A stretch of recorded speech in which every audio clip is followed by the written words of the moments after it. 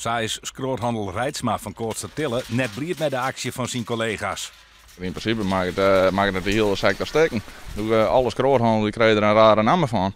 Ja, dat mag het uiteindelijk net hebben. Dat mag dus ten alle tijden verkaan worden.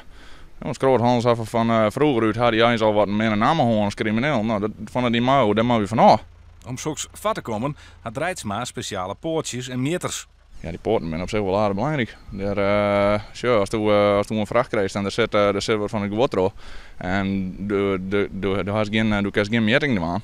En je voert het goed weer aan, dan is het materiaal brie op het trein west. Dan komt het bij een collega-bedrijf, daar slaat de poort dan bewijzen van alle aan. Ja, dan haast je een groot probleem, want dan wordt die hele vracht die wordt aangekeurd. Ja, en dan komen de marsmannetjes er weer bij. En dan je het hele circus, dat zet u daarin en dan ben je nog verder van huis. Dat door die flinkste ene beurs. Het risico dat illegaal gewot het terrein opkomt, bloot voor handelaars zonder poortjes onwijzig. Maar dat ding als kluizen en steenwolmateriaal en slak, dat moest in eerste instantie dat gewoon al zien te ontwikkelen. Daar moest niks mee te krijgen hebben.